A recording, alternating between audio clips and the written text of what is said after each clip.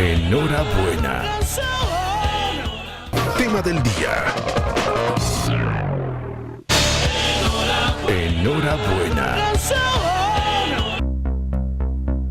El agotamiento emocional es un estado al que se llega por sobrecarga de esfuerzo. En este caso, no hablamos solo de excesos laborales, sino de cargar con la responsabilidad de asumir conflictos. El agotamiento emocional no se llega de un momento a otro. Se trata de un proceso que se incuba lentamente. ¿Qué hacer para poder combatir el agotamiento emocional? Creo que principalmente uno tendría que abrirse hacia las otras personas y tratar de, no sé, hacer más actividad física para mejorar nuestras emociones. Buscar eso que te equilibra, buscar ese momento donde tomas impulso y empezás de nuevo. Ahora vivimos tan agotados que es necesario encontrar ese momento de paz, ya sea con tu familia, con tus hijos encerrados, pero donde podés resetearte más o menos. Distraerte un rato para despejar la mente y así desestresarse también, ya sean problemas en familiares o trabajo o otras cosas.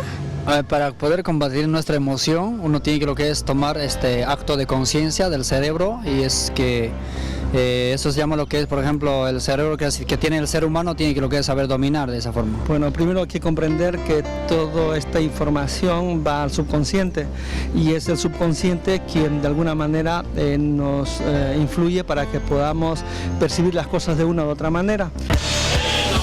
Enhorabuena. Hoy hablamos del agotamiento emocional, esta sobrecarga, este sobreesfuerzo que no necesariamente va a ser físico, sino el esfuerzo de sobrellevar conflictos, problemas y muchas cosas que terminan en depresión muchas veces. Hablamos hoy con Víctor Hugo Rojas, él es médico psiquiatra, que nos va a ayudar a sobrellevar y qué hacer, decirnos qué hacer, porque este agotamiento emocional es la gota que rebalsa el vaso, ¿no? Que llega en un momento en que ya no damos más y decimos ya no puedo. ¿Qué hacemos, Víctor Hugo? ¿Cómo estás? Buenos días. ¿Qué tal? Buenos días, Francisca. Sí.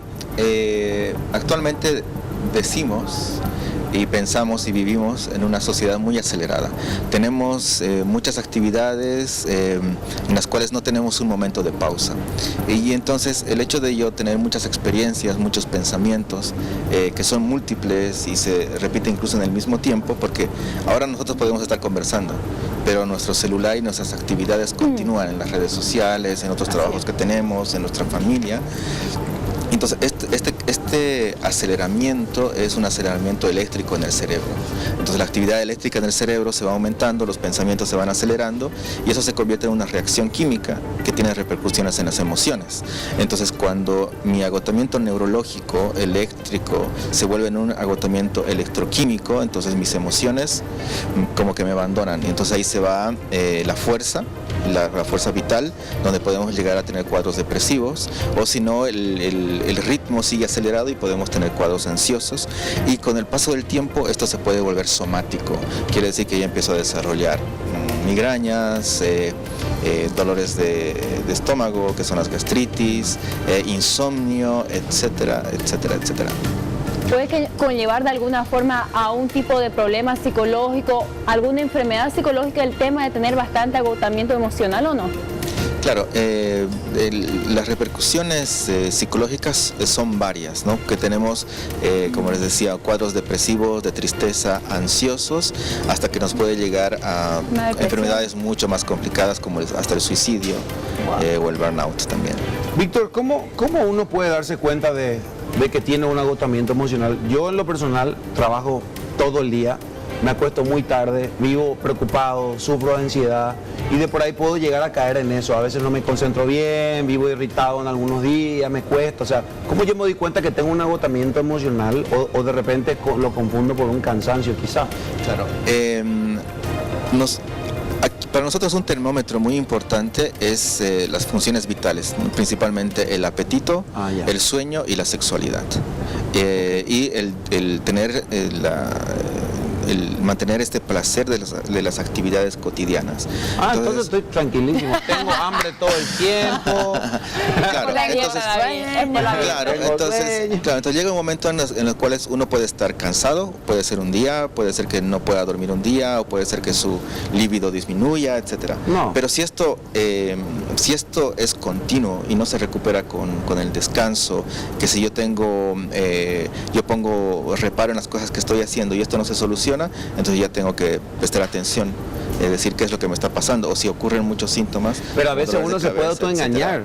Uno dice, Ajá. no, ¿sabes qué? Estoy cansado. Es solo cansancio, pero en realidad es mucho más profundo que un cansancio físico. Claro, porque la depresión, muchos pensamos que la depresión es un cuadro de tristeza, ¿no? O llanto, pero no. La depresión es principalmente agotamiento.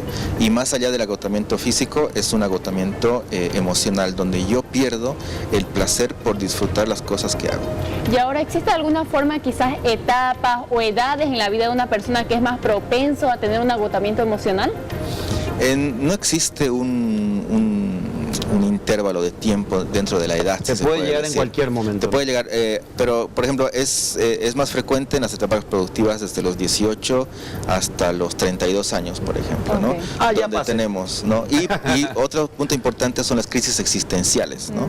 En momentos en los cuales uno está cambiando momentos vitales, como por ejemplo cuando uno es papá o cuando uno empieza a ser independiente, o en la menopausia o en la adolescencia. Es ahí donde son esos picos donde es más marcado. Vos hablabas al principio, Víctor Hugo, de esta nueva tendencia y lo que vivimos ahora con las redes sociales, el estar aquí y estar en otro lado también, como estamos conectados. Pero creo que esto es una realidad de todo el tiempo.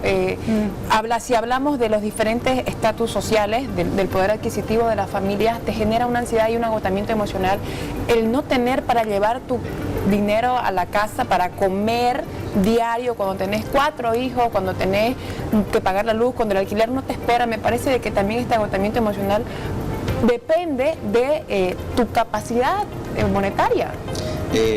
Bueno, esto del agotamiento emocional puede llevarnos a cuadros, como les decía, de depresiones o de burnout, por ejemplo, que es el síndrome del trabajador, del cansancio, ¿no? Pero más allá de eso, esto es propio, lo que comentabas, de los países consumistas. Entonces, querramos o no, nuestra sociedad se basa en el consumo. ¿Qué quiere decir? Producir para después gastarlo. Por más de que yo vaya a producir, voy de vacaciones, me voy a una playa, me compro un pasaje y estoy gastando lo que he producido todo el año. Entonces me mato para poder consumirlo después, ¿no? Y por ejemplo, para el 2030, la depresión, con las otras características clínicas que se parecen a la depresión, van a ser la primera causa de ausentismo laboral. Esto es muy frecuente en los países desarrollados, como Estados Unidos, Europa, y en países latinos como México, Brasil, etcétera. Tremenda estadística. Espero sea mentira esa estadística y podamos cambiarla a futuro. Los números no mienten.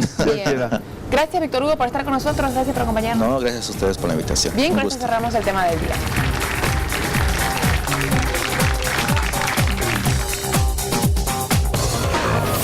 Tema del día. Enhorabuena.